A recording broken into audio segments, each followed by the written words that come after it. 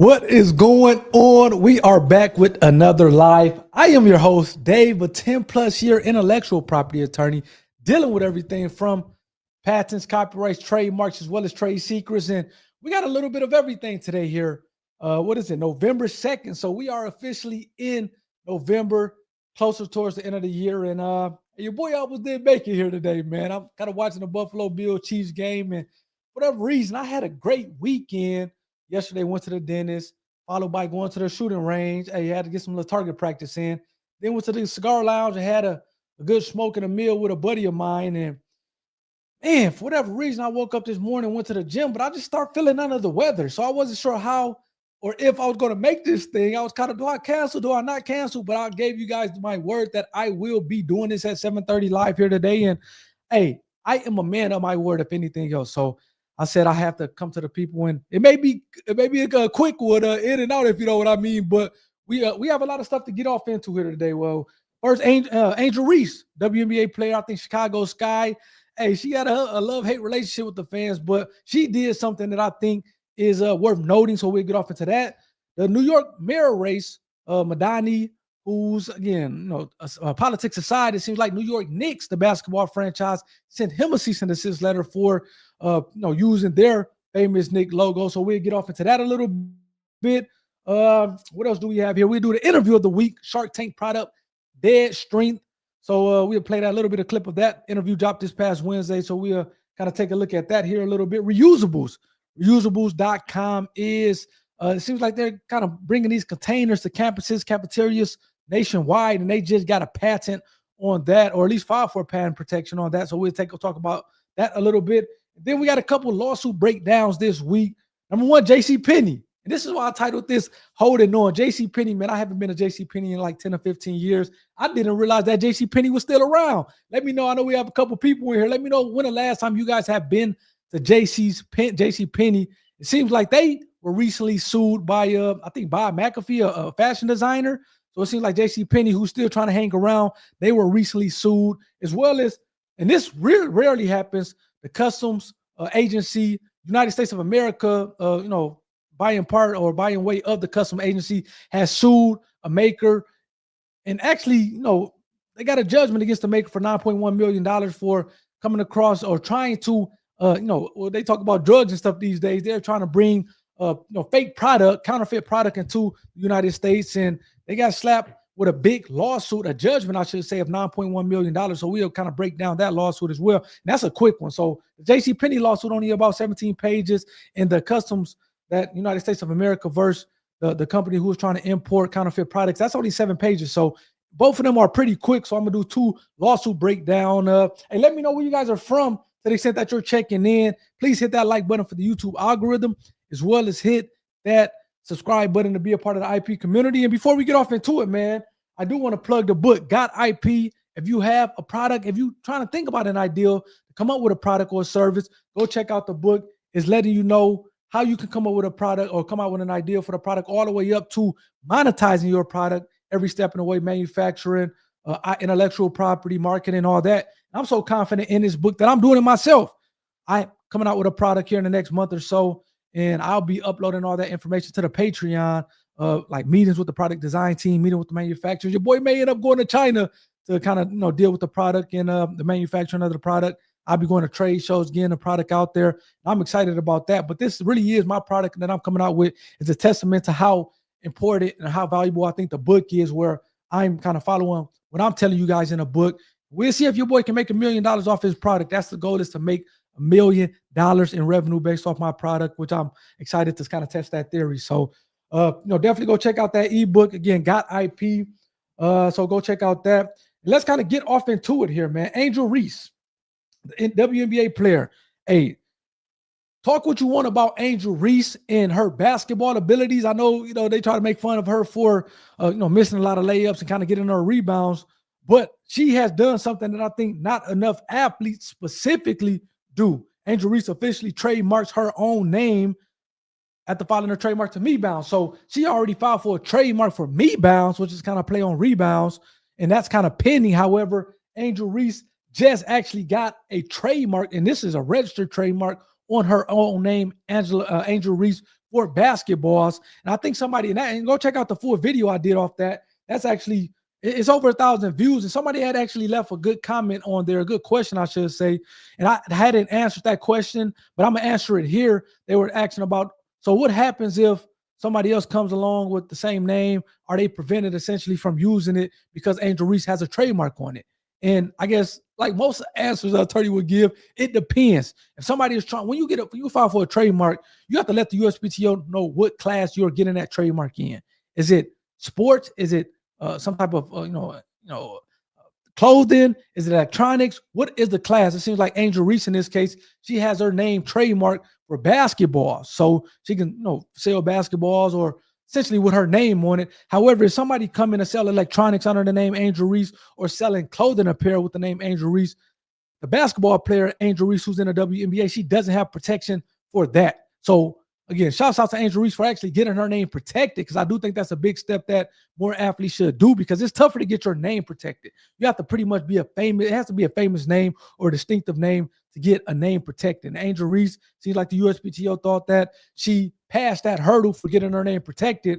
But again, it's only in basketball. So if somebody try to come up Angel Reese for tennis or for, like I said, one of those other classes, clothing or electronics or whatever the case may be, Angel Reese is not protecting her trademark for her name in those other classes. She's only protecting it in basketball. So to the extent somebody's trying to do something with regard to basketballs under the name Angel Reese, she's probably going to send you a cease and desist letter. However, if you're doing maybe another sport or another kind of category altogether, then you should be okay with that. So I did think that was a good question.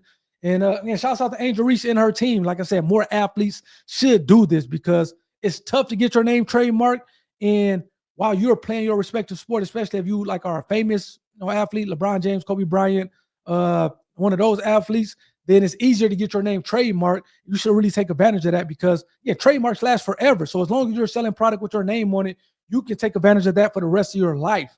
So again, more athletes, to the extent that athletes are watching this, regardless of what sport you're in, basketball, football, hockey, lacrosse, and you're a famous name or a famous athlete, you should probably look to get your name protected via a trademark. And shout out to Angel Reese for doing that. So I did want to, like I said, man, start out with some good stuff. We got one more thing that I did want to see. Let's go to the interview of the week. Dead Strength. This is actually a beer. Kind of remove that. This is actually a beer, and I'm going to play a short snippet of the interview that came out on Wednesday. Go check out that full interview from Ryan Kutchner. He's down in D.C. Let me pull up this interview, man, the clip of the interview, because I think the interview was sweet. He was talking about getting his start, the biggest breakthrough for his business, and we all need some big breakthroughs, man. I know we got a couple people watching this. Let me know where you guys are from and where you guys from. And if you got a question, it's probably the only time this week you're going to talk to a patent attorney, intellectual property attorney who billing rate is probably $400 a month. So you guys definitely, to the extent that you got a question regarding intellectual property, this is a good time to put it in the chat as I kind of queue up this video from the interview of the week. Ryan Kutchner, he was on Shark Tank. So this is a Shark Tank product, by the way. So definitely doing big things. Let's play this clip, and then we'll come back and I'll let you guys know my thoughts. Let's go. The biggest breakthrough for me, I think, was really very early on when we were just launching in market, and we placed a call to a retailer here in DC, and we said, hey, we've got this new idea. I'd love to tell you about it. He literally cut us off. He was like, before you tell me your idea, I'm going to tell you I don't like your idea. You got 30 seconds. It's like out of a movie. And you're like, but as we tell him the idea, he goes, you know what? I like this idea. Tell you what, we're doing a customer appreciation event on Saturday. There's going to be thousands of people here. Set up a booth. If you can sell 15 cases of beer in like 4 hours, I'll put you on my shelf. And we're like, 15 cases of beer? I think we'd only sold 15 cases of beer to date. And he wants us to sell 15 cases of beer in 3 hours. And shout out to Ryan. Hey, go check out that full interview. He's pretty much saying how when him and his buddy was starting the company, it's called Dead Strength. You see it on the lower left-hand corner. And it's a low carb, low ABV beer. I think typical beers have like around 5, 6%, 4%. This beer only has 2.9% alcohol in it. So you're not getting a hangover and things of that sort. You know, as you get older, man, it's not cool to wake up the next morning and you have kids, you got a hangover. So him and his partner, they created this beer that is a low ABV beer, and they actually got a deal on Shark Tank. I forget who they deal with, but they got a deal with a couple of sharks on Shark Tank for their beer. So, man, these guys are pretty big, pretty well known or popular guys. But he was telling in that clip how when he was starting out, he was trying to get into retail stores, the corner stores, whatever the case may be. And he went to this corner store, and the guy was like, the owner of the corner store was like, "Hey, look, I don't like y'all product. Before y'all tell me y'all ideal, I don't like y'all ideal. I don't like the product." And then as they started telling them, the owner of the grocery store, like, "You know what? I actually do like the ideal. Y'all get 15 minutes or whatever the case may be, or a couple hours to sell 15 cases. If y'all sell 15 cases of y'all beer, I'll put y'all into the store. If y'all don't, then too bad for y'all." And they actually did it. So again, man, hey, this entrepreneur journey, and the whole point of this channel is to try to get all you guys to become entrepreneurs. You see what's happening, the layoffs left and right, the government kind of shutting down. And again, you don't want to be dependent on just one income source. So that's why I'm like, hey, man, start your product. And I'm a patent attorney and I make a decent amount and I'm still doing different things. I have real estate. I have, like I said, I'm coming out with a product and also, doing a media thing. So I'm even diversifying my portfolio. And the whole part of this channel is to try to push more people become entrepreneurs. If it's one thing that when I run into people and I'll tell them that I'm an intellectual property attorney or a patent attorney, they say they have an ideal. So a lot of people have an ideal. It's time to kind of do something about that ideal and try to get it out, try to sell the product. And again, shouts out to Ryan. Hey, they was in a similar vein where they're just trying to figure it out. Next thing you know, they're in one retail store. I think they just recently got in Michigan. They started down, I think, in DC, the Virginia, DC area. I think they are in Michigan with their beer, as well as a number of other states across the country. So again, they started out. It was a tough start. Got told no a lot, but they eventually broke through. Like I said, they got a deal on Shark Tank. I think the episode just re-aired this past Wednesday on Shark Tank. So pretty popular guys, man. So definitely go check out that full interview where we're telling their story. It was like a 45-minute, 50-minute interview. I tell you what, man, your boy Ryan, he's a character to say the least. So shouts out to Ryan. As we move on to the next, I actually like this one, man. This is my bread and butter, which is patents. I want to play a video of reusables to let you guys know what reusables is before I give you guys my kind of commentary on it. I did a full interview it's like a 11-minute video that I just dropped earlier today on reusables.com. So I'm not going to spend a ton of time here, but I do want to queue up the video and play it for you guys so that you guys understand a little bit better of what reusables.com is and how that's going to affect things going forward. So let's go. Play the video. Let's go.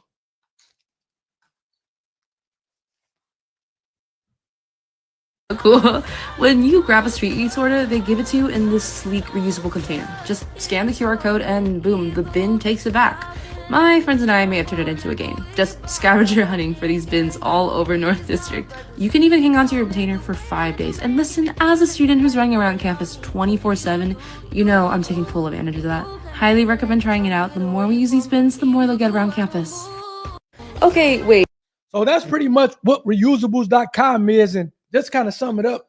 So as opposed to, you go into a cafeteria, whether it's at work, whether it's on campus, going into a restaurant, and typically they, serve you these paper plates or whatever the case may be that you dispose of, which apparently cost the restaurant or the business a ton of money. So what reusables.com is, they're having tracking containers that are reusable so that, as they said showed in the video, you put your food, put your beverage into the container, you eat, you do what you have to do, and then you, as opposed to throwing your, the paper or whatever the case may be, the trash away, you have to return your container to one of those bins, those reusable bins. And that way, I guess it cuts down on the business on paper and things of that sort. So they just filed for a patent protection on it. I'm not sure if they got a patent yet, but they did file for protection on it. Now, this is the catch.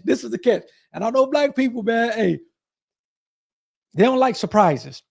But if you don't return your bin, so as opposed to charge you up front, when you go to Aldi's, you got to put a quarter to the bin to get the cart, and you got to return the cart at the end to get your quarter back. In this case, you're not getting charged until like 5 days or if you don't return that container within a predetermined time period, I think she said 5 days, then you get charged. They charge your account, and by doing that, that allows them to kind of get over some hurdles of having to store payment information and security information or whatever the case may be. So that's the only catch to this. If you do not return your container at the end, then they charge you. And like I said, black people, we don't like being charged. So, man, shouts out to reusables.com. You know, I'm a patent attorney because when I started thinking about, they got the domain name to reusables.com. I know they pay like 10, at least 5 figures on that. So shout out to reusables.com. I have to try to reach out to them and get an interview, but let's kind of move on to New York. Now, look, I don't want to say I'm not a big politic guy, but it seems like Mamdani Zoran is about to become the next mayor of New York. However, as you can see here in this video, or not the video, to the left, the picture on the left-hand side, he used that New York Knicks logo, and he replaced Knicks with Zoran, which is his last name. And it looked like the New York Knicks didn't take too kindly of that and sent him a cease and desist letter. Let's play this video. Then I'm gonna let you know. I'm gonna give you guys my reason as to why I think the cease and desist letter is probably worthwhile. Not all cease and desist letters are created equally. I think this was one that he's okay with getting and having to deal with. So let me kind of cue this up here. The New York Knicks have issued Mamdani a cease and desist letter for using their iconic logo in a campaign ad. Hey, let me know what you guys think about this one as the newscaster is giving her spiel. The Knicks also stressing that the team, quote, does not endorse Mr. Mamdani for mayor.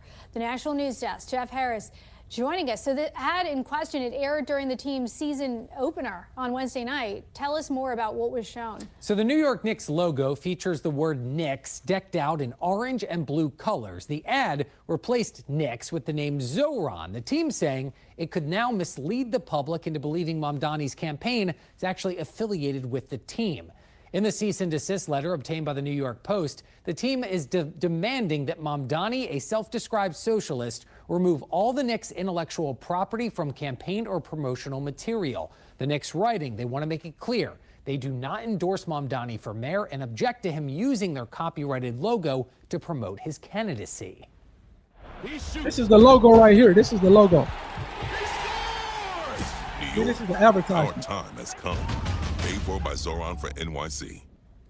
Now, polling behind Mamdani is former New York Governor Andrew Cuomo, who... That's pretty much it. So, seems like Mamdani, like I said, he's going to be it seems like they're saying he's going to be the next mayor of New York. But I think this is worthwhile. I think the Knicks did what they needed to do to say, hey, they don't want to be looked at as endorsing any candidate because it can be bad for business. You can have somebody on the other side of the coin or on the aisle say, hey, if Knicks are representing or endorsing a candidate that we don't like, then we're going to essentially boycott the game. So I think New York Knicks definitely did what they needed to do in terms of sending them a cease and desist letter and saying, hey, don't use our logo. However, I think that from my Mamdani standpoint, it was worthwhile getting the cease and desist letter, maybe having to pay whatever that he had to pay to kind of deal with it in terms of towards the attorneys, because again, just by people seeing that, they may think that, hey, New York is endorsing this guy. So if my team is endorsing this guy, I need to get behind him and endorse him as well. So again, that's my take on it. Why I think that, and again, I'm not advocating anybody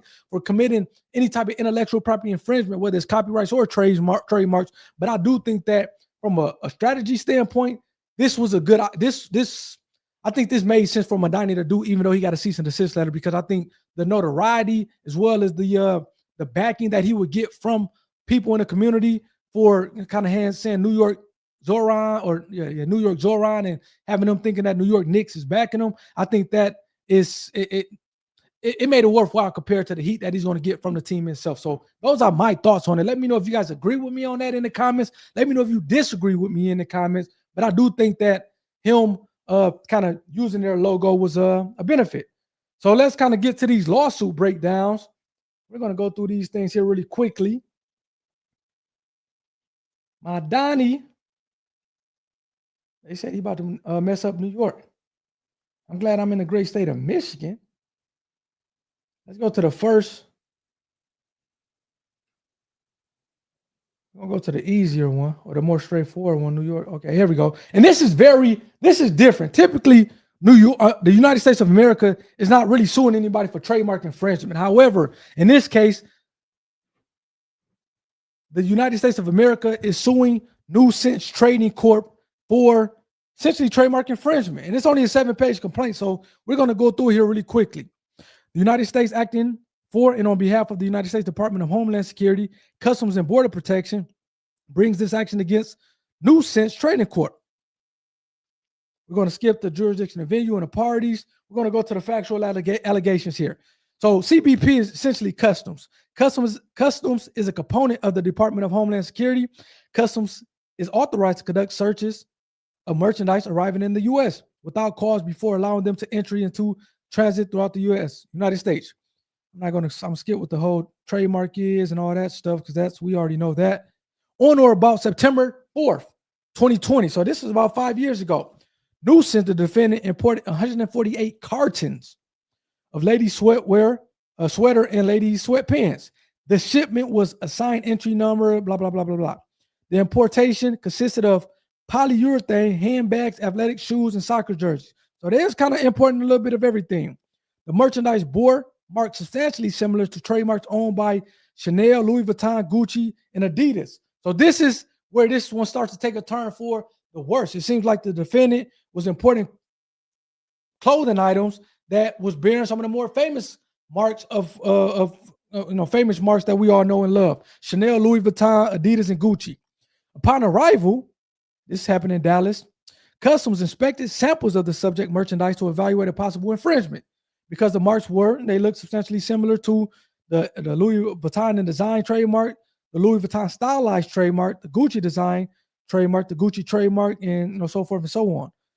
On September 23rd, so just a couple days later, or a couple weeks later, Customs issued a detention notice to detain the shipment pending final determination of their admissibility and contacted Customs broker to request all licenses and agreements pertaining to the shipment. So they saying, hey, Customs sent the letter to the defendant like, hey, man, we need to know that. We need the contract giving you all authorization to sell this stuff.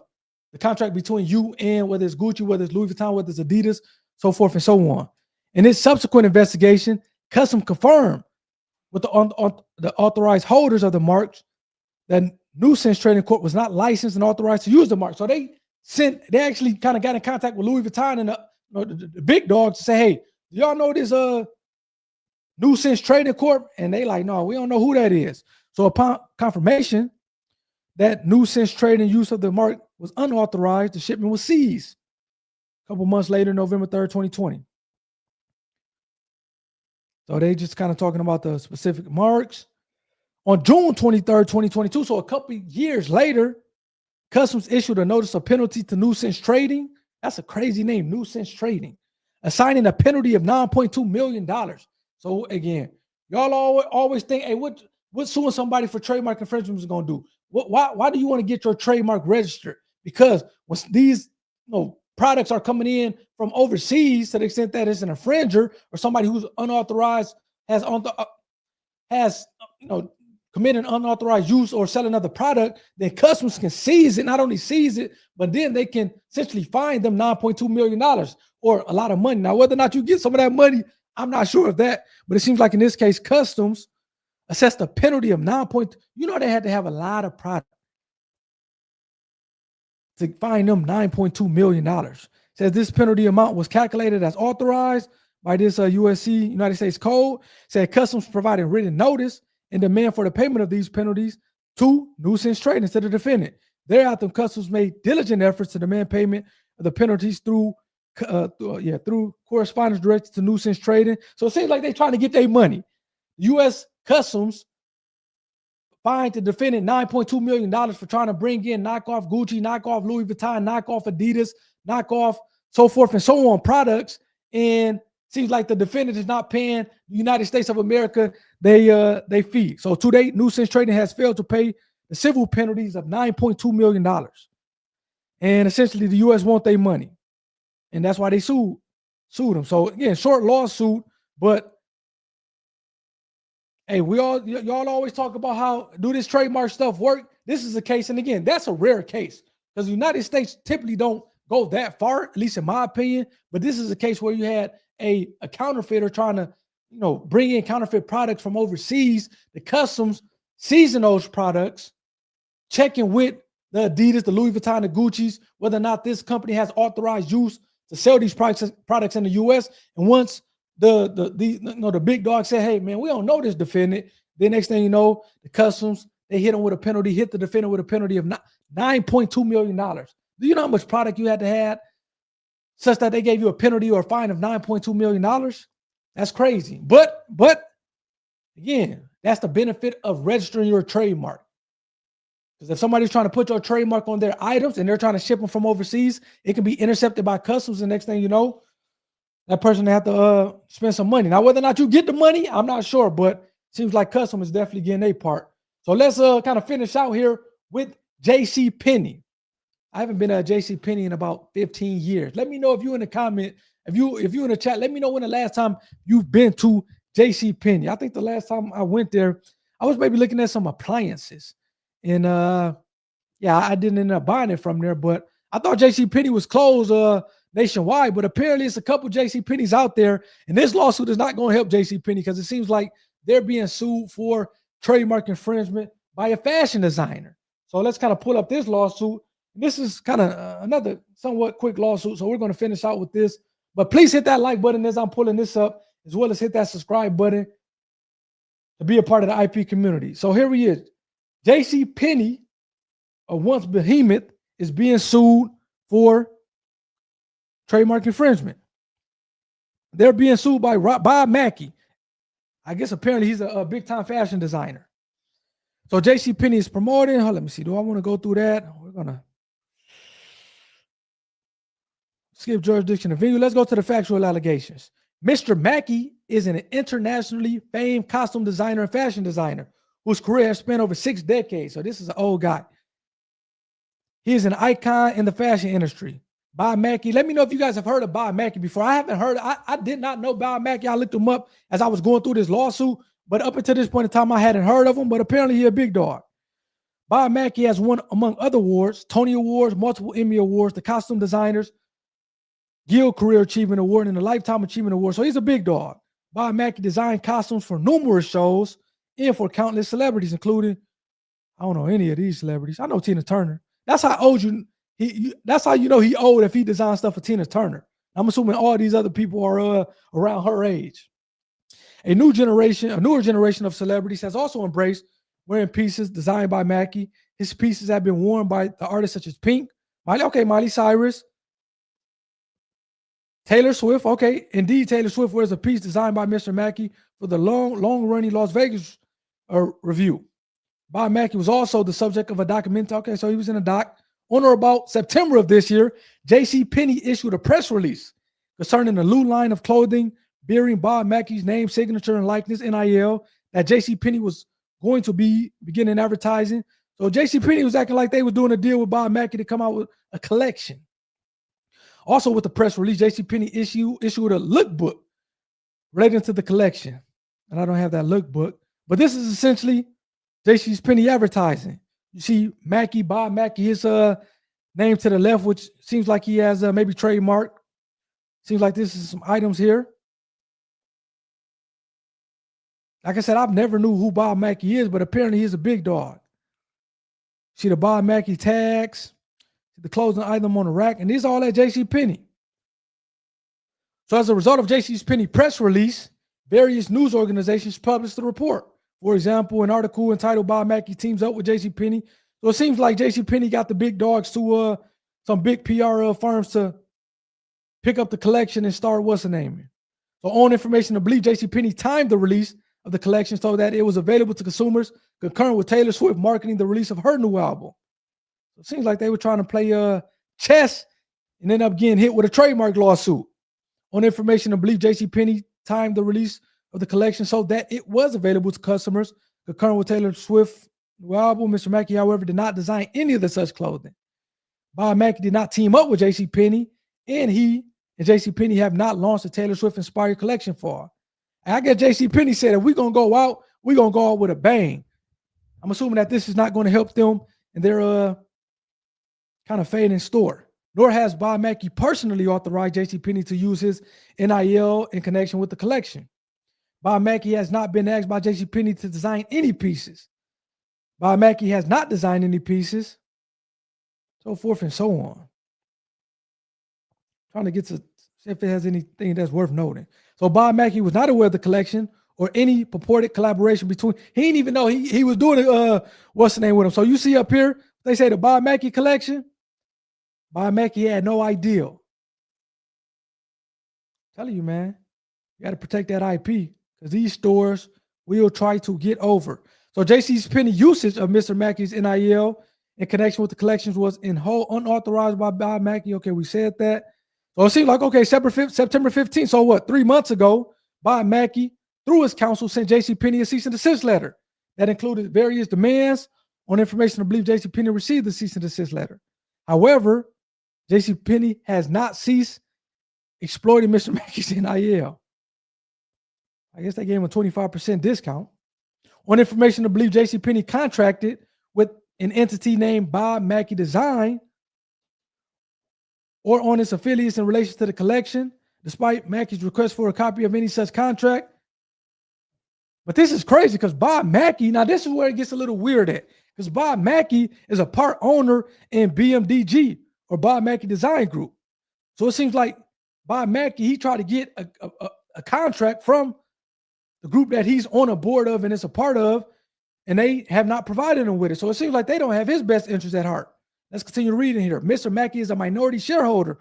Okay, so he's a minority shareholder of BMDG, and he's also on the board of directors. So just think about that.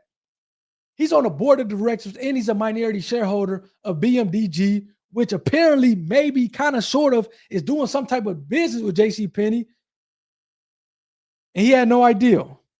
So BMDG, only other shareholder and director is a non-party Mark Schwartz. So it seems like Mark Schwartz is not part of it, in addition to owning the majority of the stock. Mr. Schwartz is the chief operating officer in GC.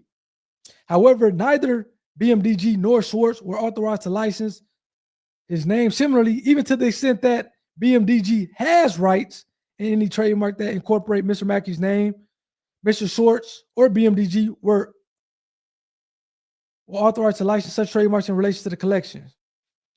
Neither in MGG were authorized. So look, man, this is where it gets interesting because Bob Mackey is saying, hey, as I bring it back on myself here really quickly, Bob Mackey is saying, hey, BMDG and your boy Schwartz, they don't have authorization to license my trademark. However, even if they do, that let me know that they probably did have authorization to act on behalf of you to enter into these different agreements. Because he said, hey, they don't have authorization, but even if they do have authorization, neither BMDG nor Schwartz were authorized to license it. That's kind of a weird statement. I'm telling you, man, business is a dirty game. It seems like they're going behind his back, if you ask me so far.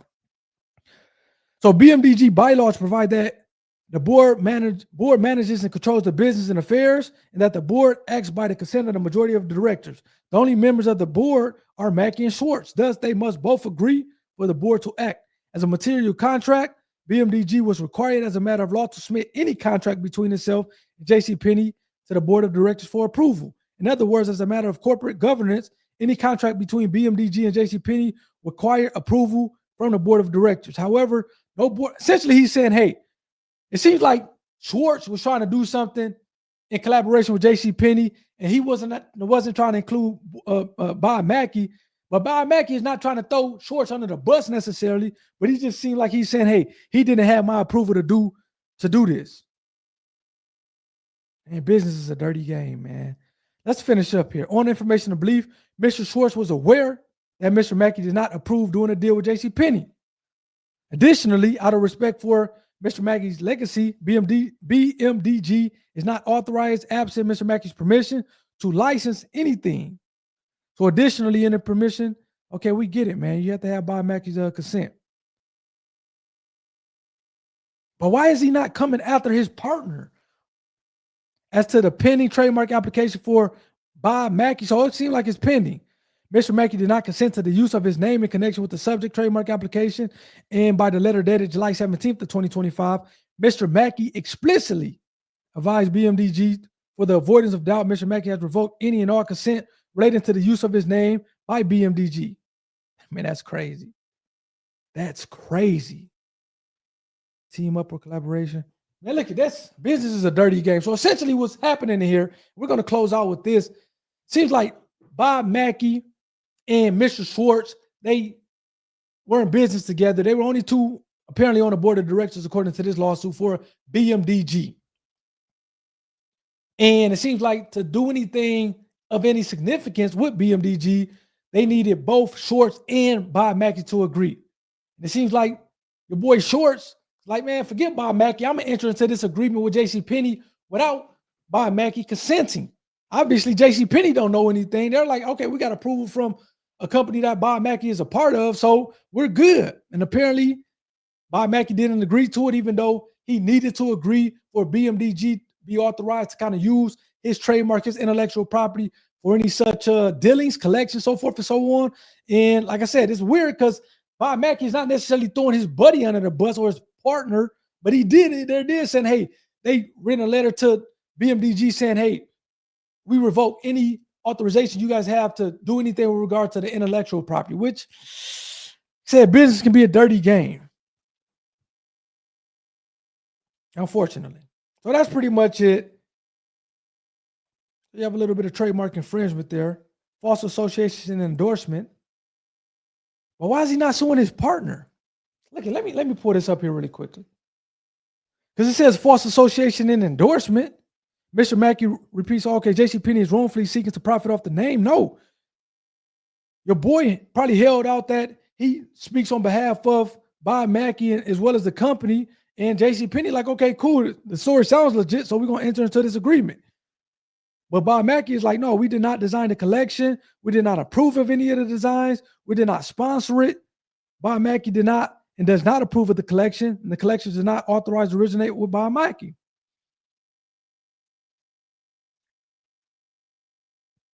Yeah, it seems like he need to be going after his buddy as opposed to JCPenney. But nonetheless, this does not look good from JCPenney's standpoint. So let me know what you guys think in the comment section to this one. That's all I had today. Like I said, I brought two of you guys. They were a little bit in and out. So I brought two trademark lawsuits kind of to go through in real time. Before we get up out of here, definitely go check out that ebook, Got Intellectual Property or Got IP. Your boy actually about to get a trademark on Got IP. It's actually got allowed, so we looking good for that.